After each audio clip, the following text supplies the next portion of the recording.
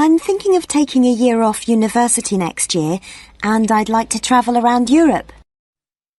First, you have some time to look at questions 1 to 7.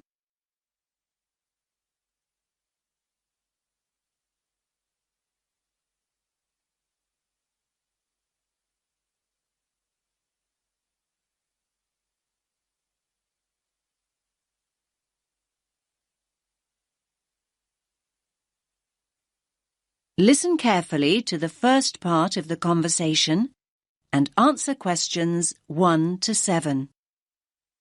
Good morning. How can I help you? I'm thinking of taking a year off university next year, and I'd like to travel around Europe. OK then. Do you have any idea where you'd like to go? Well, I was thinking of starting in France and then working my way up to Eastern Europe, possibly going as far as Slovakia.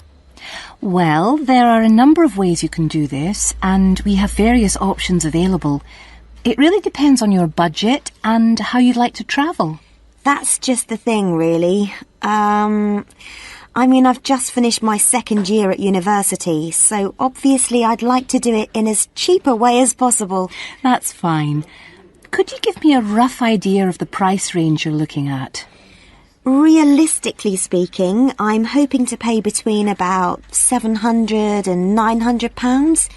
I could stretch to £1,100, but that's really my limit. How long are you thinking of going for? About 10 months. To be honest, you'd be better off travelling for about 7 months, if that's your budget. OK, that's not too bad. So, how would you suggest I travel? Well, because of the time limit, I don't think walking is a viable option. Of course, in this day and age, the most convenient way to get around is by flying, particularly if you've got quite a bit you want to see in a short space of time. Saying that, I still think the best way to get around Europe is by train. As a student, you can also get a student rail card, which means cheaper fares. That sounds brilliant. How do I go about getting a rail card? Well, if you decide that's what you want to do, then we can organise that all for you. You'll need to fill in a form and provide us with 2 passport photos, and we'll do the rest. It costs about £36 plus about £10 administration costs. Great. That's really not expensive at all. And what about buses? I was just thinking if I decide to go to places which are a bit more remote. There are always local buses, but these are not always a good idea. They can be quite unreliable and in some areas quite dangerous because the buses tend to be overcrowded and some of the drivers drive way too fast. So I would suggest you don't do this. That sounds quite frightening. So what are my options then? You could hire a car, but it can be expensive. Still, I do think if you're thinking about going to smaller towns and places which are off the beaten track, then hiring a car is by far the better way to do it. You can also look at sharing the costs by hiring a car with someone else. That's a good idea. I guess I could put a message on the internet. You could do that, but don't forget that you meet people when you're travelling, and you'll probably find someone who's going to the same place as you are. That's true. I want to stay in youth hostels, so I'm sure I'll find people who are interested in going to the same places. Oh, one last thing. What about taxis? I was thinking about if I go out at night. I use taxis all the time here. But taxis abroad are a different story. In certain countries, they're no problem, but by and large, taxi fares are high. Oh. If you do go out at night, try walking home, but make sure you don't do this alone. Try and find people to go out with at night or come home at a reasonable time. But if you're staying in youth hostels, you should find plenty of young people to go out with at night. I'm sure I will.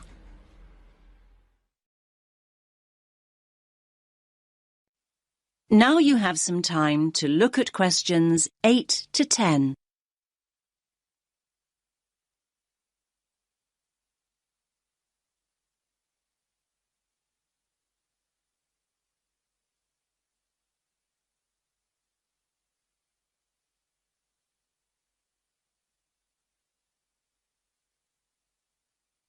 Now listen to the next part of the conversation and answer questions 8 to 10.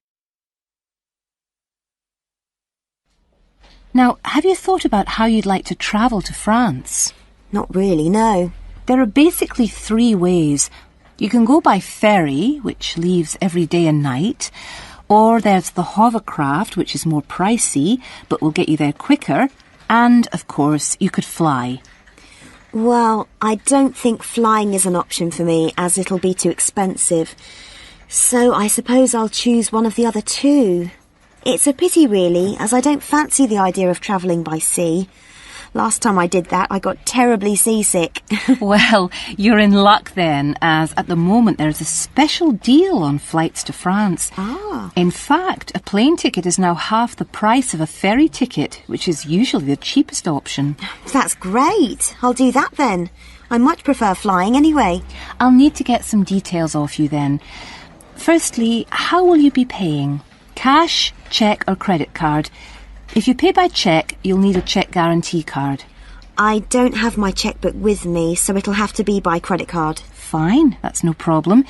If you could just sign over here, and then we'll have a look at flight times, and I can sort out a youth travel card for you. Fine. Oh, can I use your pen, please? No problem. Now, let's look at times. There is a flight leaving at 9 a.m. and one that leaves half an hour later. Or you can choose a later flight at 11:30. No, I think 11:30 is too late, so I think I'd prefer the flight that leaves after 9. I'm not very good at getting up in the morning. No problem. Just give me a moment. Right, that's booked for you. Please remember that if you want to change this, you must give 24 hours notice or you will lose your place.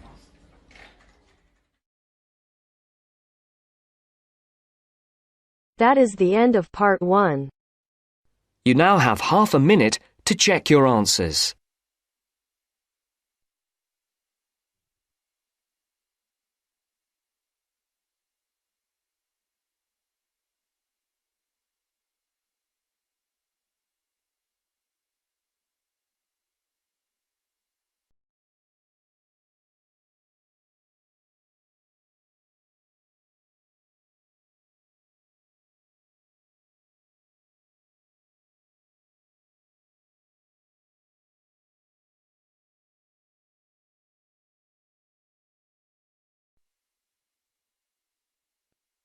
Now turns to part 2. Part 2. You'll hear a tutor and 2 students discussing modern European writers. First, you have some time to look at questions 11 to 16.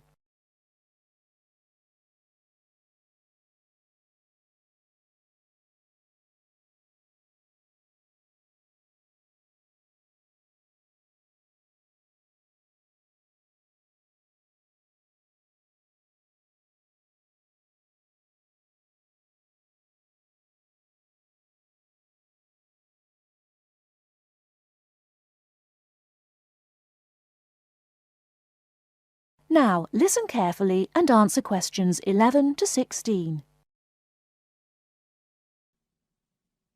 Okay, so to continue our look at modern European writers who have focused on the future in their work, today we're talking about H.G. Wells.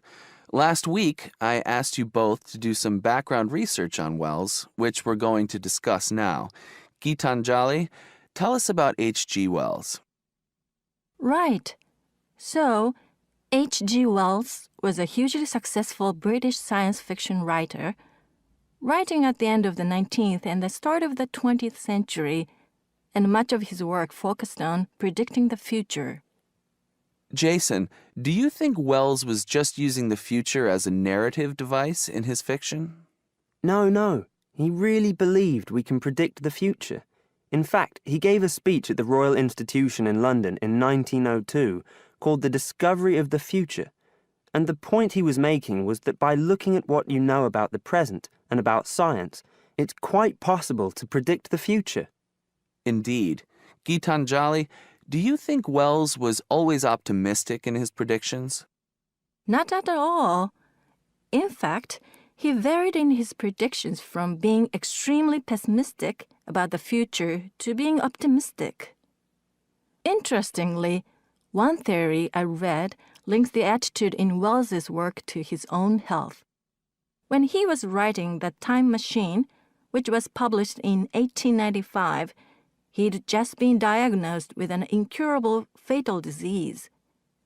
Not surprisingly, the book is very pessimistic, being about a dystopia in the future, a long time in the future, the year 802-701 in fact, where there are two races on Earth, the Morlocks and the Eloi, and the Morlocks actually eat the Eloi. I thought it was interesting, though, that it was H.G. Wells who actually came up with the phrase time machine. So despite being pessimistic, the work has had a lasting effect on our culture. Right.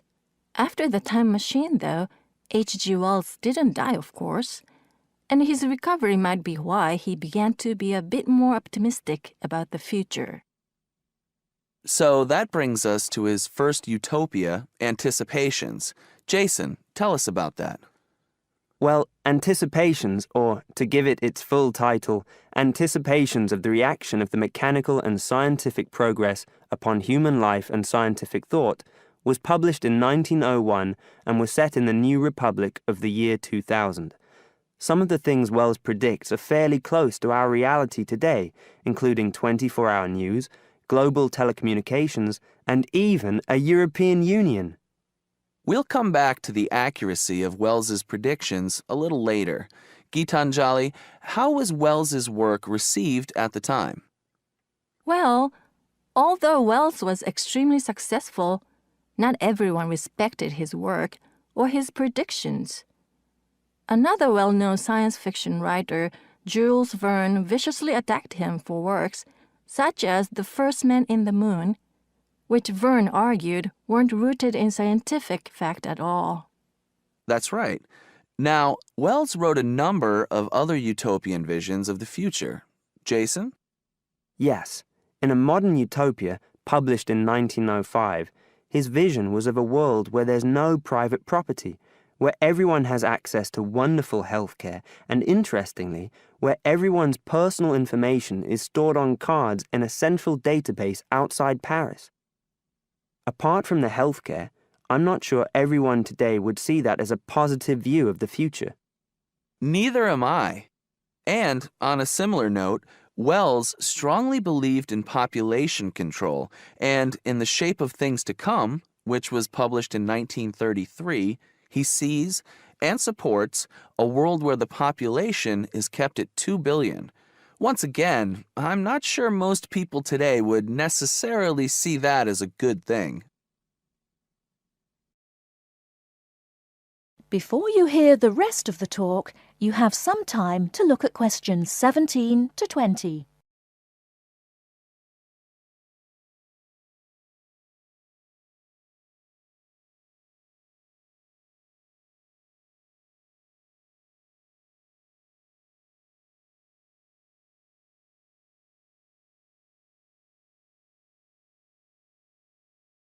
Now listen and answer questions 17 to 20. Gitanjali, in your research, did you come across anything about the world brain? Yes, I did. It's actually very interesting. Throughout the 1930s, Wells predicted and supported the setting up of a huge world encyclopedia. And towards the end of the decade, in 1938, he wrote a series of essays called World Brain. In these essays, he called for the world to make use of modern technology to create an enormous global encyclopedia so that all our knowledge is available to all people, not just an educated elite. Wells envisioned this as probably being on microfilm. He thought it would allow anyone, anywhere in the world, to look at any book or any document. He also thought it would be created by everyone, once again not just by an elite. Yes, and as you can imagine, many people today say that the internet has basically fulfilled his prediction. Of course, it doesn't use microfilm, but essentially, it does meet all Wells's main requirements.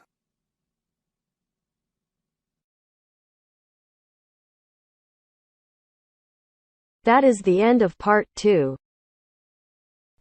You now have half a minute to check your answers.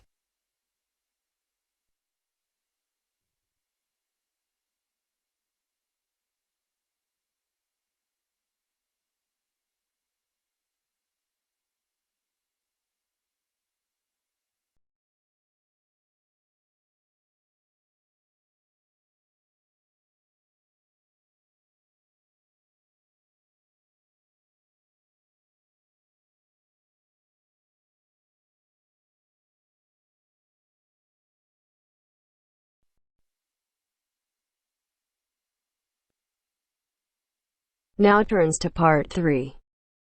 Part 3. You will hear two students discussing the subject of rock art. First, you have some time to look at questions 21 to 27.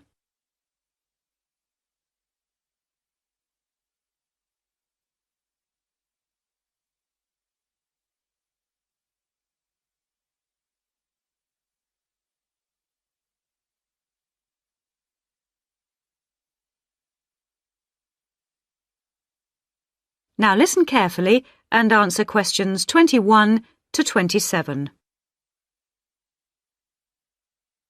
Hello, David. Oh, hi, Mia. Sorry I'm a bit late. Oh, no problem.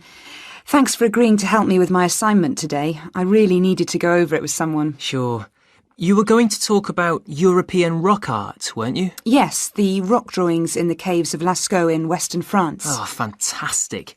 Over 13,000 years old, I believe. What sort of drawings are they? They're drawings of animals on the whole, but you can also find some human representations, as well as some signs. There are roughly 600 drawings at Lascaux. Really? Were they mostly pictures of bulls?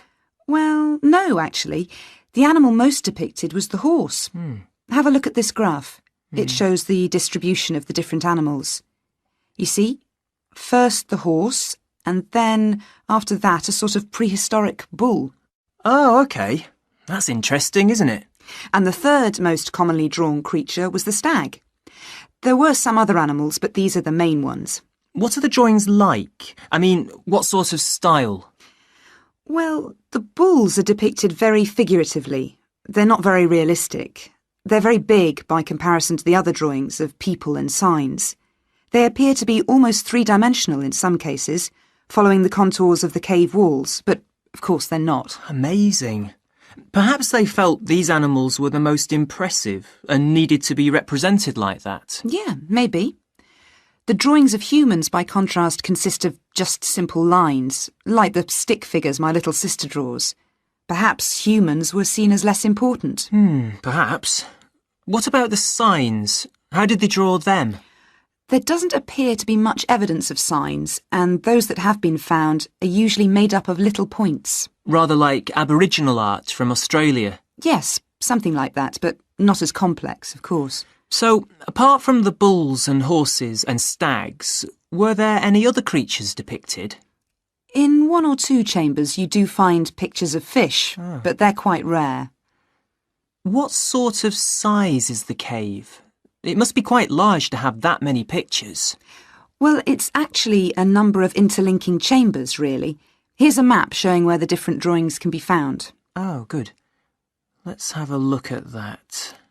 The first 20 metres inside the cave slope down very steeply to the first hall in the network. That's called the Great Hall of the Bulls. Here. OK. Then, off to the left, we have the Painted Gallery, which is about 30 metres long and is basically a continuation of this first hall. But further into the cave. Exactly. Then we find a second, lower gallery called the Lateral Passage. This opens off the aisle to the right of the Great Hall of the Bulls. It connects the next chamber with an area known as the Main Gallery. At the end of the Main Gallery is the Chamber of Felines. There are one or two other connecting chambers, but there's no evidence of man having been in these rooms. Before you hear the rest of the discussion, you have some time to look at questions 28 to 30.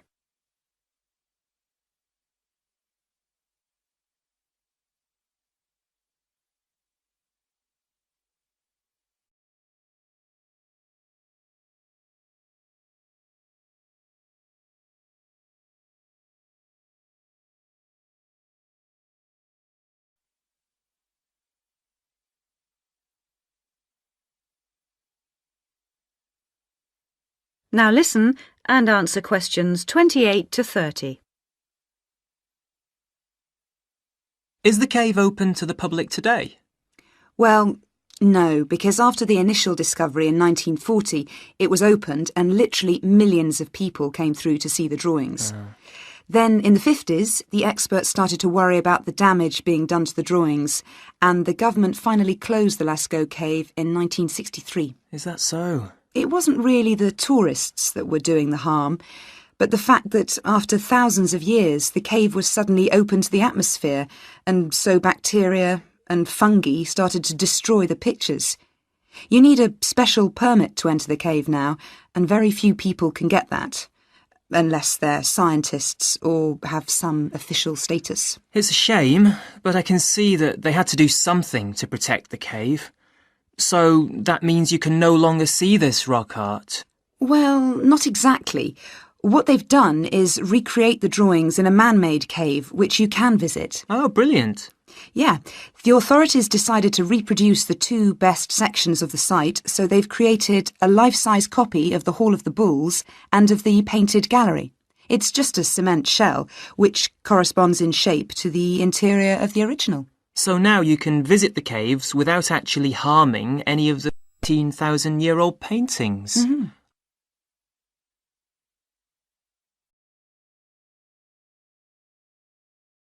That is the end of part 3. You now have half a minute to check your answers.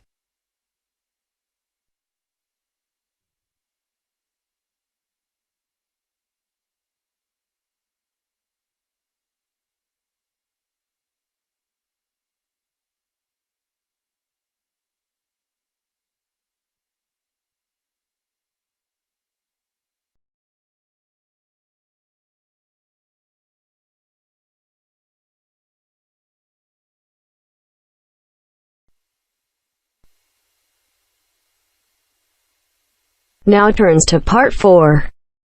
Part 4. Hear an extract from a talk given by a lecturer from Management Department of a university on the topic Job Satisfaction.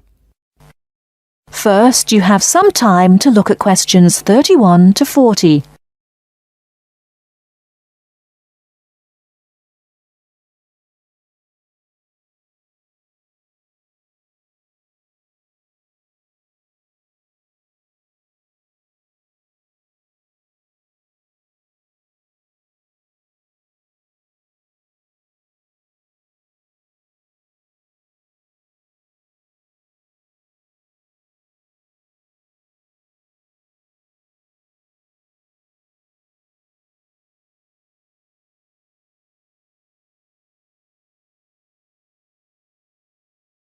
Now listen carefully and answer questions 31 to 40. Job satisfaction is how happy an individual is with his or her job. Scholars and human resource professionals generally make a distinction between affective job satisfaction and cognitive job satisfaction. Affective job satisfaction is the overall extent of pleasurable emotional feelings individuals have about their jobs, and is different from cognitive job satisfaction, which is the extent of individual satisfaction with particular facets of their jobs, such as pay, pension, arrangements, working hours, and numerous other aspects of their jobs. At its most general level of conceptualization, job satisfaction is simply how content an individual is with his or her job. Affective job satisfaction is usually defined as a one-dimensional, subjective construct representing an overall emotional feeling individuals have about their job as a whole. Hence, Effective job satisfaction for individuals reflects the degree of pleasure or happiness the job in general induces. Cognitive job satisfaction is usually defined as being a more objective and logical evaluation of various facets of a job. As such, cognitive job satisfaction can be one-dimensional if it comprises evaluation of just one aspect of a job, such as pay or maternity leave, or multidimensional if two or more facets of a job are simultaneously evaluated. Environmental factors. One of the most significant aspects of an individual's work in a modern organization concerns the management of communication demands that he or she encounters on the job. Demands can be characterized as a communication load. Individuals in an organization can experience communication overload and communication underload, which can affect their level of job satisfaction. Communication overload can occur when an individual receives loads of message in a short period of time, which can result in unprocessed information, or when an individual faces more complex messages that are more difficult to process.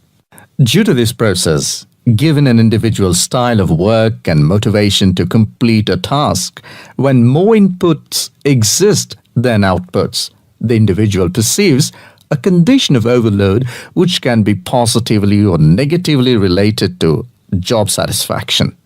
In comparison, communication underload can occur when messages or inputs are sent below the individual's ability to process them. According to the ideas of communication overload and underload, if an individual does not receive enough input on the job or is unsuccessful in processing these inputs, the individual is more likely to become dissatisfied, aggravated, and unhappy with their work that leads to a low level of job satisfaction. Superior subordinate communication. Superior subordinate communication is an important influence on job satisfaction in the workplace. The way in which subordinates perceive a superior's behavior can positively or negatively influence job satisfaction. Communication behavior, such as facial expression, eye contact, vocal expression, and body movement, is crucial to the superior-subordinate relationship. Nonverbal messages play a central role in interpersonal interactions with respect to impression formation, deception, attraction, social influence, and emotional bonding. Individuals who dislike and think negatively about their supervisor are less willing to communicate or have motivation to work, whereas individuals who like and think positively of their supervisor are more likely to communicate and are satisfied with their job and work environment. A supervisor who uses nonverbal immediacy, friendliness, and open communication lines is more likely to receive positive feedback and high job satisfaction from a subordinate. Strategic employee recognition. Employee recognition is not only about gifts and points. It's about changing the corporate culture in order to meet goals and initiatives, and most importantly, to connect employees to the company's core values and beliefs. Strategic employee recognition is seen as the most important program, not only to improve employee retention and motivation, but also to positively influence the financial situation. The vast majority of companies want to be innovative, coming up with new products, business models, and better ways of doing things. However, innovation is not so easy to achieve.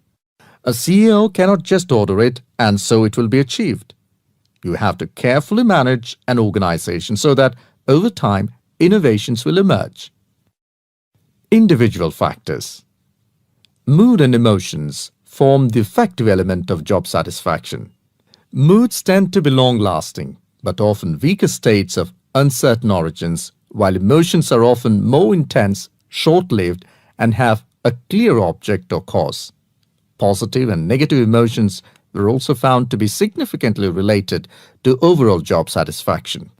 It was found that suppression of unpleasant emotions decreases job satisfaction, and the amplification of pleasant emotions increases job satisfaction. There are two personality factors related to job satisfaction: alienation and locus of control. Employees who have an internal locus of control and feel less alienated are more likely to experience job satisfaction, job involvement, and organizational commitment. The characteristics like high self-esteem, self-efficacy, and low neuroticism are also related to job satisfaction. That is the end of part 4. You now have half a minute to check your answers.